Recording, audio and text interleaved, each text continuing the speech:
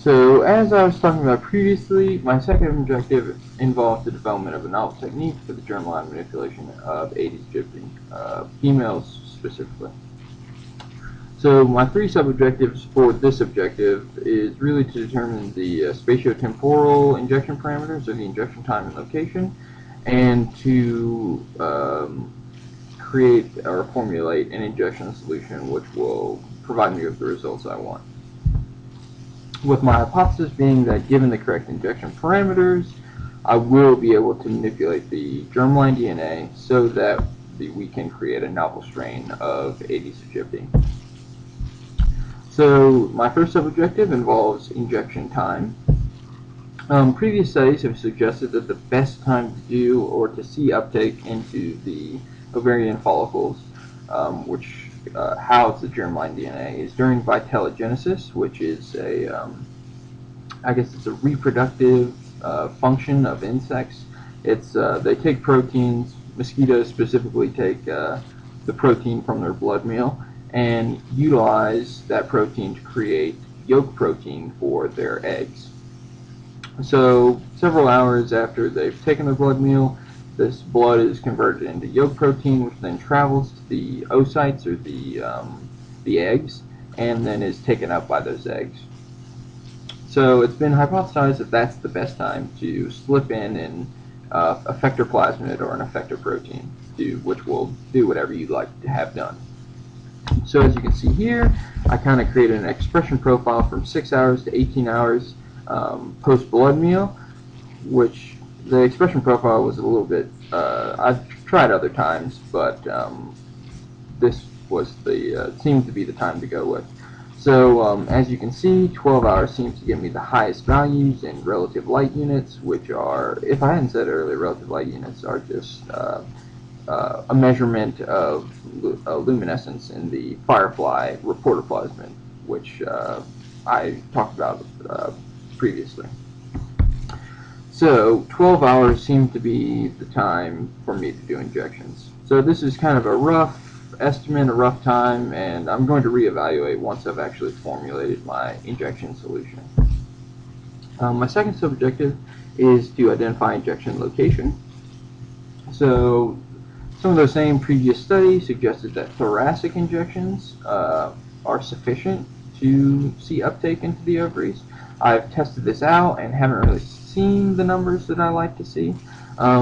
So I guess I was sitting there doing injections one day and thought I'd try some abdominal injections, just kind of working under the hypothesis that if you inject closer to your intended target, you should see higher uptake. And as you can see here on the left, we get higher relative light units, which suggests that more of my plasmid which I'm injecting is getting in, or at least more of the protein is getting in.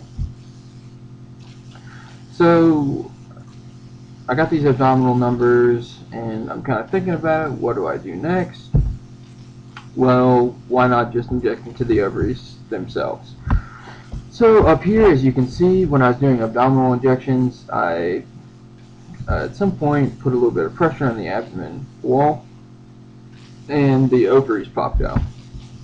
So I'm kind of going with this observation, harnessed my injection technique to the point where I'm creating a small incision in the abdominal wall and gaining access to the ovaries. Now these two pictures here are pictures of a transgenic line we have, which express green fluorescent protein in their ovaries. So I can use a fluorescent microscope to kind of show these ovaries fluorescing effectively. And over here is it's kind of a fuzzy picture of dissected ovaries, a dissected ovary. So I went back and once again injected with my reporter plasmid, and as you can see here, I got much higher numbers, which is great. And actually, most recently, so when I did these injections, 15,000 was the highest I've gotten, which is a lot higher than I was seeing previously. But my most recent round of injections actually yielded one value, which was 95,000. So that's almost tenfold higher than what I'm seeing here. So that was pretty exciting. But in terms of injection location, I think I've narrowed it down, at least to the best of my ability.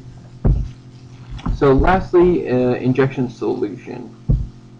So currently I've been injecting just plasmid DNA, which is just circular pieces of DNA which encode for a simple protein, and have been unable to manipulate the germline DNA. I can say this because I've done pilot injections using TALENs, which are a gene editing tool, and Cre-recombinase, which is also kind of a gene editing tool. It's a transposable element protein, which you can use to see if you're actually affecting the DNA. So currently those things, it doesn't seem to be working. My new direction is that I'll have to either modify the plasmid DNA with some sort of agent which will allow it to have a higher uptake or greater impact in the cell, or inject purified proteins, or I could also modify proteins. So those are my two directions. In reviewing the literature, there are tons of things that you can do. So I'm kind of taking, for this last portion of my second objective, a kind of broad approach. So some of the things you can do are purify the protein. You can create cell-penetrating peptide plasmid DNA complexes. You can attach these cell-penetrating peptides to the cis residues on effector proteins. There's different types of nanodevices, like the multifunctional envelope type nanodevices, which are really cool. I'm also reviewing and testing alternative transfection reagents, and trying to utilize endosomal escape enhancers like chloroquine. So that's what I'm doing with this last sub-objective of my second objective. So in summary, Aegypti is a bad guy. For my first objective, I've created my reporter plasmid, and now I'm going to use it to monitor the activity of the non-homologous enjoining pathway under various circumstances. My second objective, I've isolated a rough injection time, which I'll go back and I'll look at once I've hammered down my injection solution. Ovarian injection seems to be the best that I'm going to get, so I've just been continually doing ovarian injections, and I'm taking a broad approach to injection solution. These are just my acknowledgments. The people on my committee, who advised me, my lab, which is the Edelman lab, and the department. So that's my presentation. Let me know what you think. Hope you all are doing well. And if you have questions, just email me. All right, bye-bye.